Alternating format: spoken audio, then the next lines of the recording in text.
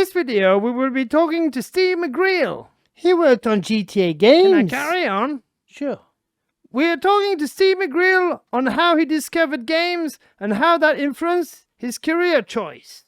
Steve, tell me, what do you do for a living? Oh yeah. So specifically for my job, I make games. I'm a programmer, a software engineer. That's cool. You work at Unity, is that correct? That's right. Yeah, I've been at Unity nearly 5 years now. What was the first game you ever played, and on what platform was it? So the first game I ever played was a game called Granny's Garden, which was on there was a very old computer called the BBC Micro. BBC Micro. Yeah, I've heard of them. So we had one of those in our school when I was a kid, and Granny's Garden was this like a puzzle game, like an adventure game. So you'd go and find all these things and solve all of these puzzles and sort of, type in what you wanted to do. And there were sort of very rudimentary graphics and pictures and stuff. I was the first kid in my school, as far as I can tell, that managed to get all of the way to the end of it. So I felt very clever at the time. Oh yeah, well you are, I guess. I mean, I don't know. So it was a memorable one for me because then I started playing it through a second time and got a bit bored because I'd solved all of the problems already, all of the puzzles, and sort of started pressing random buttons on the keyboard, and I hit the escape key and suddenly the game stopped and all of this code appeared on the screen. And it was like the code for how the game was made, and that was sort of the point that I got hooked. I was like, what's this? It's like the Matrix, isn't it? Right? Yeah, exactly. It was like you suddenly you see how all of this thing is made and all of the stuff that comes up on screen and go like, well, maybe I could do that, When you were looking at the code, did you understand any of it? Well, not really, but I had a teacher at the time that was, I think it's fair to say, was a bit of a computer nerd as well. So I think he kind of saw, my eyes lit up and was like, right, you're not going to go out into the playground and play with the other kids at lunchtime. I'm going to show you what this is. I'm going to show you how it works. So I had a really great teacher that taught me. So, a good teacher can open new paths. Yeah. I was 8 years old, and that was the moment that I kind of decided what I was going to do for my career. So I was very lucky, and it's kind of down to him, really, Mr. Burton. That is so cool. Do you have any regrets? Is it as cool as ever?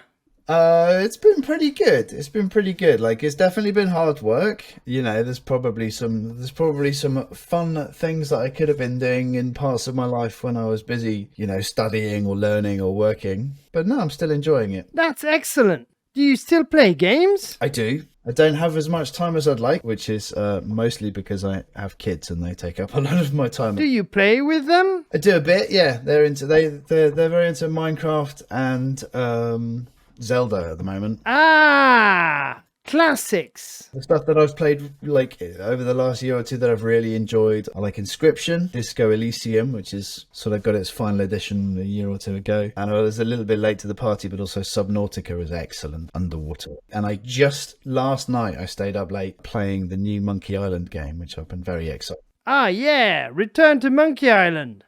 What do you think of it? I think it's great. I'm really enjoying it so far. Spent a few hours at it. I haven't yet managed to get my first ship and get out to sea, but I'm sure I'll figure it out. Does playing games inspire you in your work? Yeah, kind of. So there are definitely things that I look at in games and think, I wonder how they did that, or if I could figure that out, or I'd really like to make something like that. So like Inscription is the most recent one that I'm like, I wish I'd made that game. That's fantastic. Minecraft was just when it came out.